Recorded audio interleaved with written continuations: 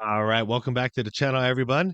We are going to do a reaction to a Scap Attack video today, and this one is called "We Done with the 2020s NBA." And you all already know what this is. This is in response to the whole "We Done with the 90s" movement that's going on, and yeah, this is going to be fun. So let's check this out. Link to the original video is going to be in the description down below, as always. Go check out Scap's channel; it's fantastic. And yeah, let's watch this. Here we go. Weak bums masquerading around as young elite NBA players in the early 2010s to live up to the established legends who were dominating the NBA at that time. A self-proclaimed king ascended to a fake throne to lead the other losers to the promised land. No, they never would be able to meet those unattainably lofty levels created by the all-time greats that preceded them, but they would do the next best thing. At least it was the next best thing for the corrupt, fake news journalists exploding in their pants while promoting their lies to the ignorant horde of the Gen Z masses. Yes, while they were exploding in their pants, scoring was exploding on the court, a result of the systematic assault and eventual destruction of defense and competition that began right around the year of 2013, producing the most disgusting Adam Silver destroyed my favorite sport. I miss David Stern so much, man.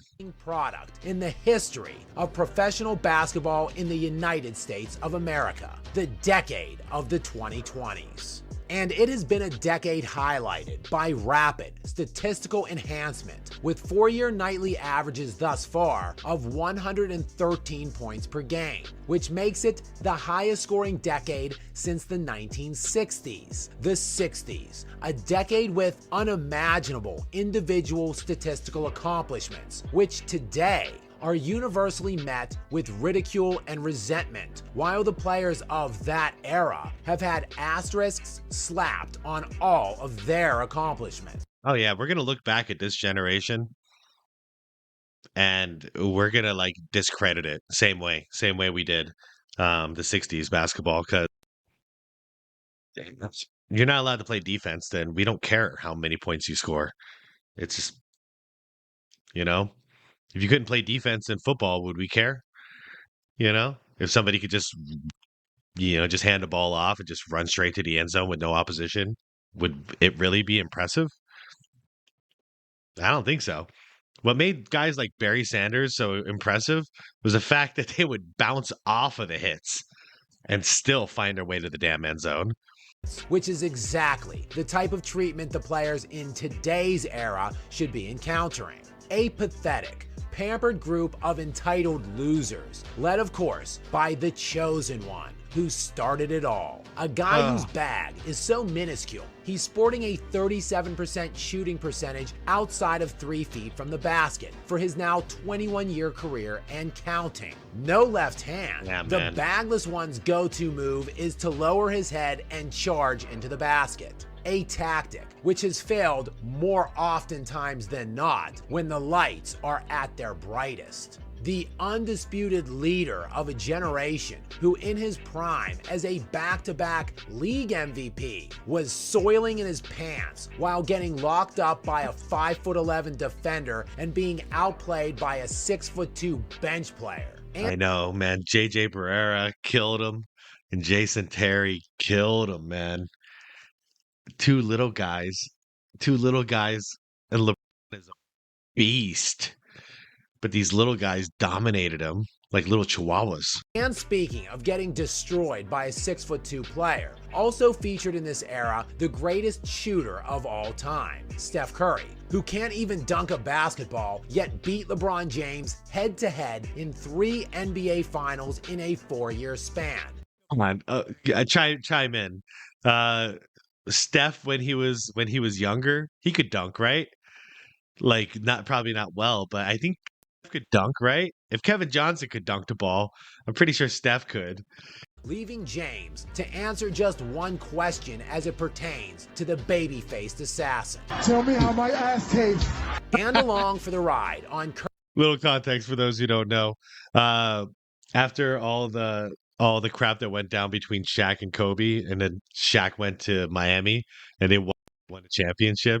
Shaq was at a club that night after they won, and he was doing this impromptu rap, and that was literally like the punchline of his rap. He was like, "Kobe, tell me how my ass tastes." There's a sit down interview between Kobe and Shaq before Kobe passed away. And Kobe brought that up. Kobe brought that shit up. He was like, "Yeah, tell me how my ass tastes." So freaking hilarious. Curry's coattails for the only 2 rings of his entire career, the Slim Reaper Kevin Durant, who has deployed the King Coward's ring-chasing philosophies at every twist and turn of his ill-fated career. All of these he's still doing it. Still doing it with my have sons given now. way now to this current product, where nightly regular season games look more like All-Star games did in the 90s and 2000s, while All-Star games today resemble something more similar to a layup line and a shoot-around. Yeah, no, I'd even go further. 80s and 90s All-Star games, they actually played harder defense than we do in the regular season or playoffs now. Prove me wrong. We have multiple players damn near eating themselves out of the league, with little game James Harden running point on the all-buffet team, and Zion Williamson getting buckets of KFC, that is. And we know of Harden's penchant Hey, low-key, KFC sounds good right now. for the nightlife, but at least the only thing he's strapped with when he hits the clubs is cash. And speaking of which, as salaries continue to swell Devin. to unbelievable levels, these soft, entitled TikTok stars and podcasters can barely Oh man, Ben Simmons is the worst. be troubled to play 60-something games a year. And now, the undisputed true king of the 2020s, Nikola Jokić, has been so utterly dominant, grown men burst into tears until the fraudulent media jock sniffers hand out pity awards, which was the only thing that stood in his way from a presumptive 4-year league MVP stretch. Yeah, it's similar to what we saw with Jordan in his prime. I'm not saying Joker's got the credentials yet because he's only won one, but I'm saying as far as like Joker is just levels above everybody else in the league right now, and it's not even fair. He's just that damn good every single day. And the league can't just give him the MVP every year because really, he's deserved the last 4 MVPs straight. But, you know, they can't do it because they didn't do it with Jordan. They had to find any excuse to give it to anybody else because literally there was like 10 years straight that Jordan should have won MVP. He was the best player by far, statistically and by the eye test. And that's what I'm seeing with Joker right now. I'm seeing like Luka's having a really good year this year. But no, Joker's just better. He's just better. And his team is winning more. So, because Luka, no matter what you want to say, he's statistically crushing it, but his team is not all that good. Joker, he's doing it on both ends. His team is winning, and his stats are ridiculous. That's my 2 cents. Yeah, I really think he could be on 4 years straight of MVPs right now if the league wasn't trying to diversify it. This icon has eviscerated this pitiful era to this point at such a level that he is currently the all-time leader in NBA history for player efficiency, box plus minus, and win share per 48 minutes. Could he be the greatest of all time someday if he keeps this up? I'm watching him so close, you guys. Joker, I really hope you don't get injured. I hope you stay healthy because, dude, you are fantastic.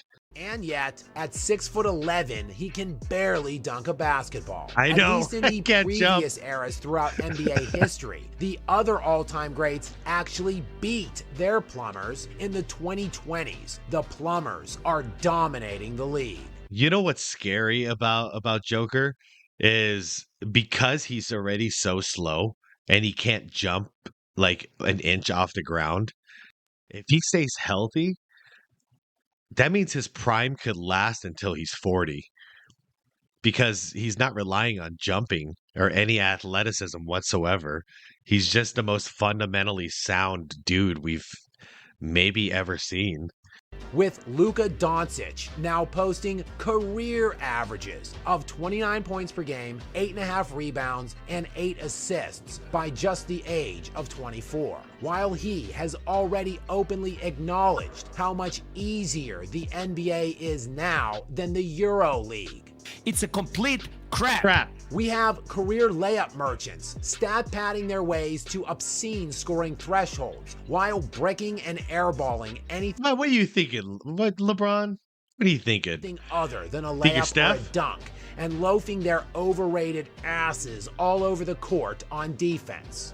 Make no mistake, the 2020s are an unmitigated do that? abomination to the sport of basketball, where 6'2" G-Leaguers have more heart and desire to perform than alleged all-time greats, and second-round draft picks have risen to levels of nearly unequaled historical dominance. And Yo, Joker was a second round draft pick.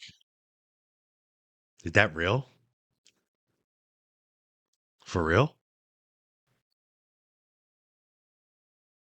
No way. era highlighted by pubescent volatility and entitlement, where the inmates have unquestionably taken over the asylum. And perhaps it is time for us, true admirers of a once great product and sport, to stand united, My shoes. resolute with one decisive message that we are done with the 2020s. Because, well, that's proper grammar. And as the heinous ass all-time record-setting low viewership numbers can attest to, that is a message that has already been made loud and clear. Yeah, for real. I mean, it's why the viewership numbers are down because the amount of effort we see in the regular season is not there. Myself watching way more of the playoffs now and regular season, even though I have the time to watch more games than ever, I'm just not interested in watching. Like, dudes aren't playing hard. It's not fun to watch. But at least playoff times, they'll pick it up. But yeah, man, people used to play hard all season because it was all about pride. They wanted to win. But anyways, yeah, what do you guys think about this one? Um, I'm sure you young bucks are gonna hate this one, and you old heads are gonna love this one. But we didn't strike first, did we? We didn't start a movement to cancel current basketball. And there's a movement out there that's trying to cancel 90s basketball and pretend like it didn't happen. Therefore, we can just make LeBron the GOAT, right?